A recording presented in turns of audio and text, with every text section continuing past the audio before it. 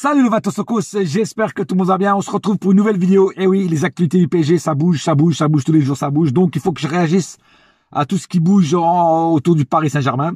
Et aujourd'hui, on va réagir aux déclarations de Leonardo sur la radio France Bleu. Alors déjà, je tiens à dire que moi, France Bleu au Bled, je ne la chope pas. Donc j'ai pas pu l'écouter en direct, mais j'ai pu l'écouter en replay. C'est-à-dire grâce à deux supporters parisiens qui m'ont envoyé le link, que je fais un gros big up à Mathieu et à Tintin, ils se reconnaîtront. Et j'ai pu écouter donc les 50 minutes d'interview de Leonardo sur cette radio qui est France Bleu. Alors, bien sûr, je ne vais pas tout dire ce qu'il a dit parce que sinon ça ferait une vidéo aussi de 50 minutes. Je ne vais pas réagir sur tout ce qu'il a dit. Je vais réagir sur les points pour moi les plus importants de l'interview. C'est tout simplement, il a parlé de la prolongation de Neymar, la prolongation de Mbappé, la prolongation de Bernat, la prolongation aussi étonnante qu'elle est de Draxler. Donc je vais réagir à tout ça.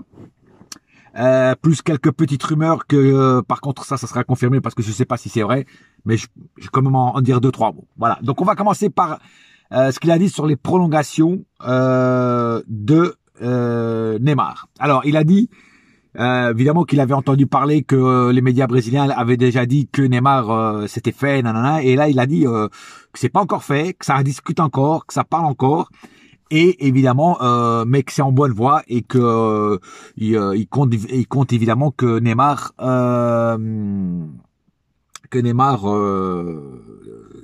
signe une prolongation de contrat.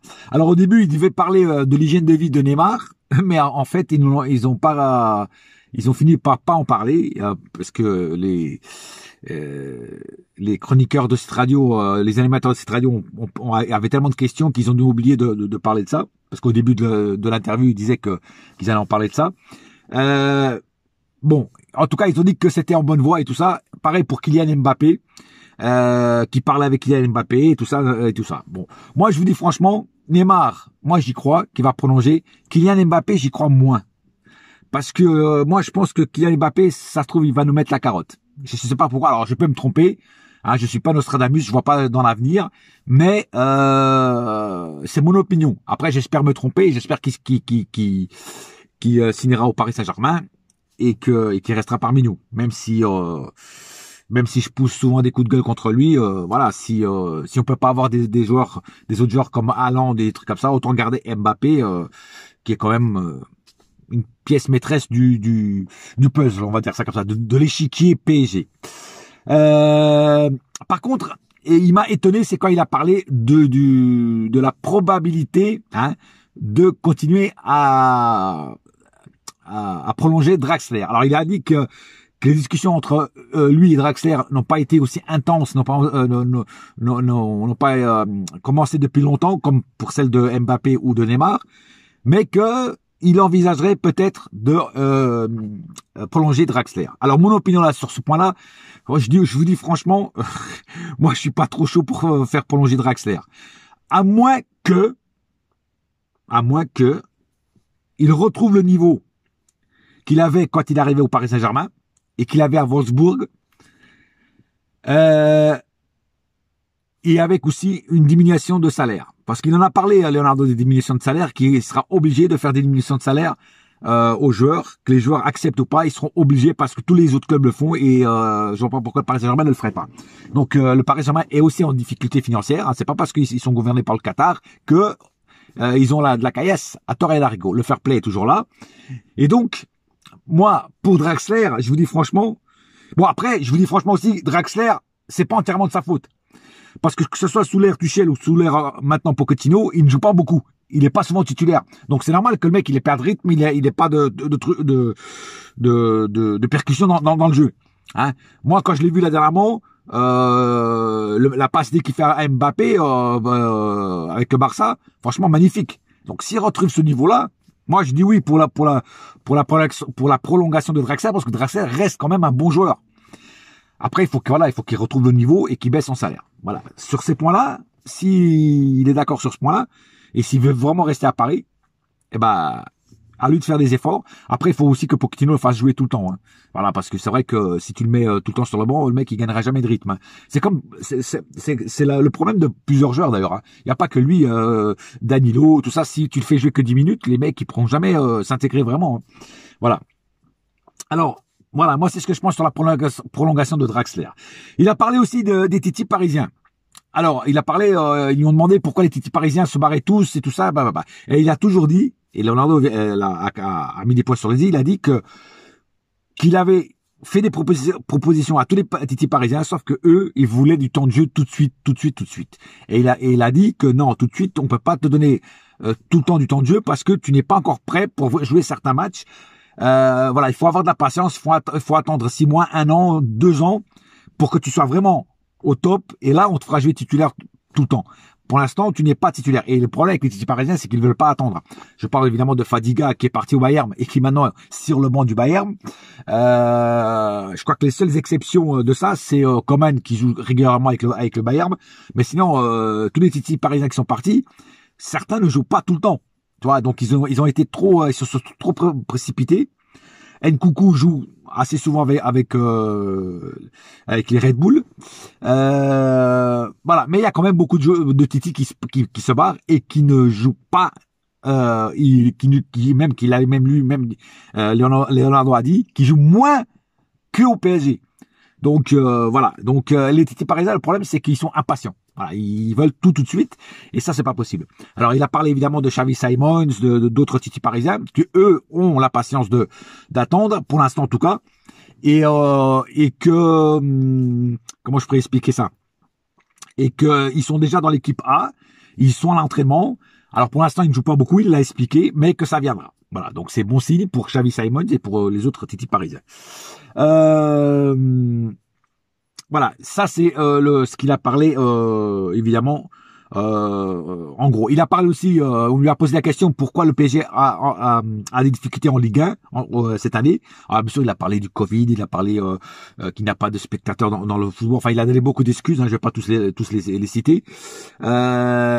Il a dit que tout simplement que cette année que finalement la Ligue 1 c'est pas aussi dégueulasse que tout le monde le dit et que cette année le niveau est plus haut. Lille a monté le niveau, Lyon a monté le niveau, Monaco a monté le niveau et que cette année c'est plus dur pour le Paris Saint-Germain qui a aussi beaucoup de blessés, qui a aussi beaucoup de joueurs qui ne sont pas en forme, qui se blessent. Alors bien sûr il a parlé aussi des blessures de Neymar et tout ça et que des fois les arbitres sont trop gentils avec des équipes adverses, surtout quand ils déchirent Neymar. Alors Neymar n'est pas plus pleureuse qu'un autre, c'est qu'au bout, ça c'est dire à lui, hein, au bout de 3, 4, 5 tacles méchants, c'est sûr qu'à un moment ou l'autre tu pètes un plomb et tu te blesses aussi. Voilà. Donc c'est pas vraiment la faute de Neymar. Neymar, lui, il a dit que lui il voulait jouer, qu'à chaque fois qu'il se blesse et qu'il reste longtemps en dehors des terrains, il est très triste, il est très affecté par ça. Et ça, je le crois. Parce que Neymar, c'est un mec quand même, même si on lui tombe dessus des fois, Neymar, c'est un mec qui aime jouer au football, qui aime être sur le terrain, qui veut jouer tous les matchs, que ce soit contre les petites équipes ou les grandes équipes. Et c'est vrai que quand il sort blessé, d'ailleurs, ça se voit, il est toujours en pleurs, il est toujours en truc. Ça le fait chier lui-même. Il sait qu'il va être arrêté longtemps. Et ça le fait chier. Parce que c'est un mec qui aime vraiment jouer au football. Et lui-même l'a déjà dit. Voilà. Donc, voilà, ça c'est à peu près. En gros, ce que Leonardo a dit, il a dit d'autres trucs. Bon, comme j'ai dit, je vais pas tout citer, sinon ça ferait une vidéo de 45 minutes. Je tiens aussi à préciser une rumeur. Alors, ce n'est qu'une rumeur. Alors, je sais pas si c'est une rumeur, si c'est une fake news. Je vais quand même en dire 2 mots. J'espère que c'est faux. Franchement, j'espère que c'est faux. À propos de Rafinha. Il paraît que Pochettino a dit qu'il n'a pas le niveau pour jouer au Paris Saint-Germain et qu'il ne comptait pas sur lui, qu'il ne comptait pas sur lui. Alors je sais pas si c'est à partir de maintenant ou si c'est à partir de l'année prochaine, mais qu'il ne comptait pas sur lui. C'est soi-disant que Pochettino a dit ça. Alors moi j'ai pas de preuve qu'il ait dit ça. On est venu me le dire. Il y a eu un article sur un journal un peu, on va dire. On peut pas trop croire que ce soit vrai parce que c'est pas un journal entre parenthèses très sérieux. Donc on va quand même attendre de voir si c'est vrai ou pas. Mais en tout cas, si c'est vrai, je trouve que Pochettino fait une grossière erreur parce que Rafinha, à chaque fois qu'il a joué, à chaque fois il a fait du bon. Il a fait du bien, il a fait du bon. Voilà. Après, moi, je pense sincèrement que c'est faux. Mais si jamais ça s'avère être vrai, que vraiment que Pochettino a dit ça, bah là, je trouve que Pochettino, il y va un peu fort. Et je trouve aussi que, voilà, pour moi, c'est pas vrai. Pour moi, il a le niveau pour jouer à Paris Saint-Germain. Après, que lui, il n'aime pas son profil, ça, c'est autre chose. Mais dire qu'il n'a pas le niveau pour jouer au Paris Saint-Germain et qu'il n'a pas assez, ça, c'est y aller très fort. Après, que lui ne l'aime pas, qu'il n'aime pas son profil, qu'il n'aime pas son style de jeu, ok, pas de problème. Mais qu'ils disent qu'il n'a pas le niveau, machin, ça, c'est autre chose. Tu vois, c'est deux choses différentes. Voilà. En tout cas, espérons que ce soit faux et espérons qu'on voit Rafinha souvent sur le terrain, des préférences 90 minutes. Voilà. Sur ce, j'ai à peu près tout dit ce que Leonardo a dit sur France Bleu. Évidemment, je ne pourrais pas parler de tout parce que ça serait trop long. Hein. Il a aussi parlé des filles du Paris Saint-Germain qui sont en très grosse forme cette année. Mais bon, je vais pas tout, comme j'ai dit, je vais pas tout parler. Ça fait déjà 11 minutes que je suis sur la vidéo, donc j'ai à peu près fait le tour des choses les plus importantes de ce qu'il a dit lui. Voilà.